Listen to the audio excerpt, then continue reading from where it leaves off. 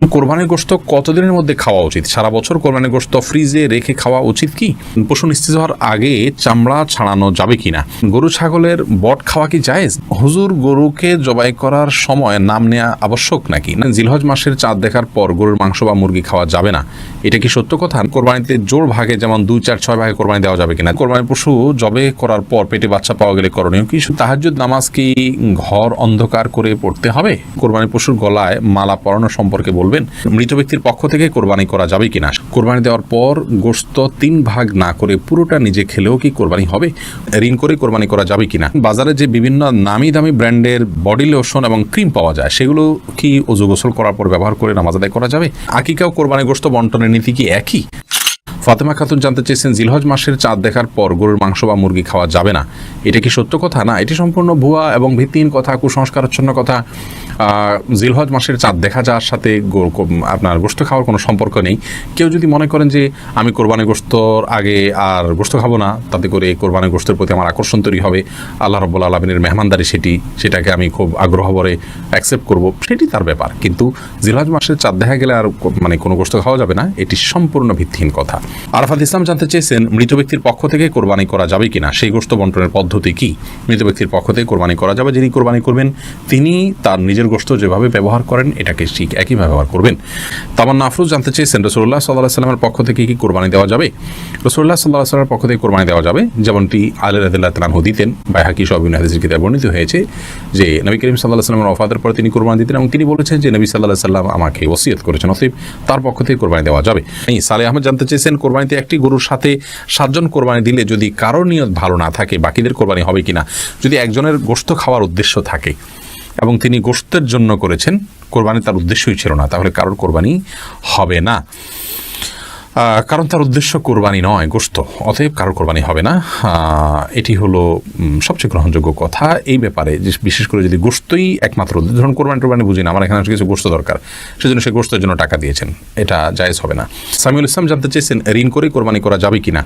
ঋণ করে কোরবানি করা যাবে, কিন্তু যিনি ঋণ করে কোরবানি করছেন তিনি ঋণ করে কোরবানি করার ক্ষেত্রে যদি তার পরবর্তীতে ঋণ পরিশোধের ভালো ব্যবস্থাপনা থাকে, সেজন্য তিনি করতে পারেন। ইবাদত, বন্দেগী, নেক আমল, এটা ঋণ করে করা যায়। আর্থিক ইবাদত নেই, ঋণ করে আমরা দান করতে পারি, ঋণ করে আমরা কোরবানি করতে পারি, সেজন্য এটাও করা যায়। কিন্তু ঋণ করে কোরবানি করার জন্য যারা খুব বেশি আগ্রহী, তারা ঋণ করে কি কখনো দান সদকা, গরিব দুঃখীদেরকে টাকা পয়সা দেওয়া, মসজিদ মাদ্রাসায় দেওয়া, এগুলো তারা করেন কি না? যদি কখনো সেগুলো না করেন, তাহলে কোরবানির ক্ষেত্রে বিশেষভাবে ঋণ করে করার বিশেষ হেতু কি? যদি এমন হয় যেখানে গোশতটাই মুখ্য, তাহলে সেক্ষেত্রে আপনার এইভাবে কোরবানি ঋণ করে হোক আর ঋণ করা ছাড়া এমনি নিজের টাকা থেকে হোক করা উচিত নয়। এই জন্য উদ্দেশ্যের বিষয়টিকে আমাদের বারবার মাথায় রাখা উচিত, এবং যেহেতু এটার ফিডব্যাক আমাদের বাসায় উঠে, অতএব মুখ্য উদ্দেশ্য যেন কোরবানির গোশত না হয় সেটি মাথায় রাখা উচিত। মৌলিকভাবে ঋণ করে কোরবানি করা জায়েজ রয়েছে।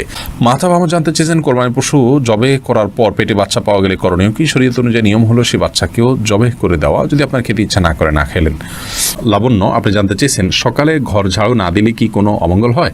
সকালবেলা নাকি পুরুষরা ঘুম থেকে ওঠার আগেই ঘর ঝাড়ু দিতে হয়? না বোন, এটা বানোয়াট কথা। হয়তো পুরুষ শাসিত সমাজে নারীদেরকে আপনার কোণঠাসা করে রাখার জন্য বা তাদেরকে কাজে লাগানোর জন্য কেউ তৈরি করেছে, এগুলোর সাথে ইসলামের কোনো সম্পর্ক নেই। আলম সিদ্দিক জানতে চেয়েছেন, আকিকা ও কোরবানি গোশত বন্টনের নীতি কি একই? জি, অলমোস্ট একই। রিমি খান আপনি জানতে চেয়েছেন, বাজারে যে বিভিন্ন নামি দামি ব্র্যান্ডের বডি লোশন এবং ক্রিম পাওয়া যায়, সেগুলো কি ওযু গোসল করার পর ব্যবহার করে নামাজ আদায় করা যাবে? নামাজ হবে কিনা? জি, নামাজ হবে ইনশাআল্লাহ বিইذনিল্লাহ। জামিল আহমেদ মাহদি আপনি জানতে চেয়েছেন, কোরবানি দেওয়ার পর গোশত 3 ভাগ না করে পুরোটা নিজে খেলেও কি কোরবানি হবে? কোরবানি গোশত কি 3 ভাগ করে 1 ভাগ গরিবদের দেওয়া জরুরি, নাকি পুরোটা নিজেরাও খাওয়া যাবে? জামিল মাহদি, কোরবানির গোশতের 3 ভাগ করা এটা আবশ্যক নয়, মুস্তাহাব। আল্লাহ রাব্বুল আলামিন কোরআন কারীমে যেহেতু 3টা শ্রেণীর কথা বলেছেন, ফাকুলু মিনহা ওয়া আত'আমুল কানিআ ওয়াল মু'তাররা, অন্য আয়াতে আল্লাহ বলেছেন ফাকুলু মিনহা ওয়া আত'আমুল বাঈসাল ফাকির।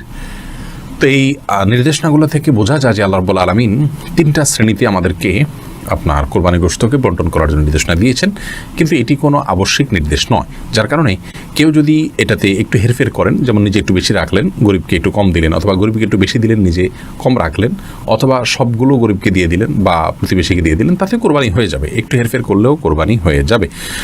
এটার সাথে কোরবানি শুদ্ধ অশুদ্ধ হওয়ার বিষয়টি আসলে নির্ভর করে না, আমরা এটাকে যতটা খুব সিরিয়াসলি দেখি। আব্দুল নূর জানতে চেয়েছেন, কোরবানি পশুর গলায় মালা পরানো সম্পর্কে বলবেন। মালা পরিয়ে যদি যদি নিজের জাহির করা হয় যে আমার কোরবানির পশু এটি, মানুষ জানবে, এবং অনেকে আপনার ফুলের মালা ডালা ইত্যাদি পরিয়ে থাকেন মানুষের দৃষ্টি আকর্ষণ করার জন্য, এই কাজগুলো অনুচিত, অন্যায় এবং নিজের নিয়তের বিশুদ্ধতা যেটি আছে তার পরিপন্থী কাজ, এগুলো করা উচিত নয়। আর যদি নিছক গরুকে আপনার মায়া করে বা আপনার স্নেহ করে মালা পরানো হয় সেটি ভিন্ন বিষয়, কিন্তু সচরাচর আমাদের সমাজে যে মালা টালা পরানো হয় এগুলো এক ধরনের আপনার কি বলা যায় লৌকিকতা, এটা এক ধরনের প্রদর্শন ইচ্ছা থেকে হয়ে থাকে। আমরা সেগুলো না করার জন্য পরামর্শ দিব। বেলাল, আপনি জানতে চেয়েছেন যেসব নারীর সন্তান প্রসবের 40 দিনের পরেও রক্ত প্রবাহ বন্ধ না হয় তারা কিভাবে বাদবন্দি করবেন? 40 দিন পার হওয়ার পরেও যদি রক্ত প্রবাহ বন্ধ না হয়, নেফাস বন্ধ না হয়, তাহলে সেক্ষেত্রে তারা সম্পূর্ণ স্বাভাবিকভাবে সকলে বাদবন্দিকে সম্পাদন করতে পারবেন। সেখানে কোনো আজকাল তো অনেক কিছু ব্যবস্থা রয়েছে যাতে করে ব্লাড যেখানে সেখানে না পড়ে, সেই ব্যবস্থাপনা গ্রহণ করার পর তিনি এ বাদবন্দি স্বাভাবিক করতে পারবেন। 40 দিনের পরে আর তার ব্লিডিং হলেও তাকে নেফাসে আক্রান্ত বা আপনার এটাকে আপনার প্রসব পরবর্তী যে ব্লিডিং বলা হয়ে থাকে সেটির মধ্যে গণ্য করা হবে না। রিসান ভুঁইয়া, আপনি জানতেছেন গরু ছাগলের বট খাওয়া কি জায়েজ? জি, এটা সম্পূর্ণ জায়েজ, তবে এটা যার যার রুচির ব্যাপার। কারোর যদি ভালো লাগে তিনি খাবেন, কারোর ভালো না লাগলে তিনি খাবেন না, একান্তই তার ব্যাপার। সামিয়া ফেরদৌস জানতে চেয়েছেন তাহাজ্জুদ নামাজ কি ঘর অন্ধকার করে পড়তে হবে? এর কোনো ভিত্তি আছে কি? তাহাজ্জুদের নামাজ এটা আমরা ঘর অন্ধকার করে লাইট বন্ধ করে পড়তে হবে এর কোনো ভিত্তি নেই, বরং সেটা আপনার যেভাবে সেভাবে আদায় করতে পারেন। আপনার মনোযোগের জন্য আপনি যদি আলো আধার করে নিতে পারেন, ডিম আলো করে নিতে চান তো সেটি করতে পারেন, কোনো অসুবিধা নেই।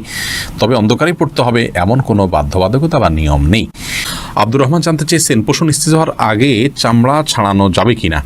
পশু নিস্তেজ হওয়ার আগে যদি চামড়া ছাড়ানো হয় তাহলে এই কাজটি অন্যায় এবং অনুচিত কাজ, যেটা অনেক সময় কসাইরা করে থাকেন। একাধিক পশুর কাজ তারা ধরেছেন, সেই জন্য তারা এটি করে থাকেন। আগে থেকে কসাইদের সাথে এই বিষয়গুলো নিয়ে বোঝাপড়া করে নেওয়া উচিত এবং কোনো অবস্থাতেই আপনার পশুকে এভাবে কষ্ট দেওয়া উচিত না। অকারণে পশুর প্রতি অমানবিক আচরণ করা ইসলাম শরীয়তের দৃষ্টিকোণ থেকে গুনাহের কথা। আল্লাহ রাব্বুল আলামিন প্রত্যেক পশুর প্রতি সব কিছুর প্রতি আমাদেরকে ইহসান করার নির্দেশ করেছেন। এমনকি যখন জবে করব তিনি বলেছেন ওয়াইদা যাবাহতুম ফাহসিনুয যিবহাতা, জবে করলে জবাকৃত পশুর প্রতিও তোমরা ইহসান করবে এবং ছুরিকে ভালো করে ধার দিয়ে নেবে যাতে করে অহেতুক তাকে বেশি সময় ধরে পৌঁছাতে না হয়। সেখানে পশুর প্রাণ বাহির আগে থেকে চামড়া ছেলা শুরু করা, রগ কাটা, এগুলো অত্যন্ত গর্হিত কাজ, এটা অনেকেই করে থাকেন। আমরা যথাসম্ভব নিজের জায়গা থেকে সাবধান থাকবো ইনশাআল্লাহ বিদিনিল্লাহ। মোহাম্মদ তামিম জানতে চেয়েছেন কোরবানিতে জোড় ভাগে যেমন 2, 4, 6 ভাগে কোরবানি দেওয়া যাবে কিনা? যাবে। অনেকে মনে করে কোরবানি বেজোড় হতে হবে এমন কোনো বাধ্যবাধকতা নেই। 1, 3, 5 যেরকম দেওয়া যাবে 2, 4, 6 ভাগেও কোরবানি দেওয়া যাবে।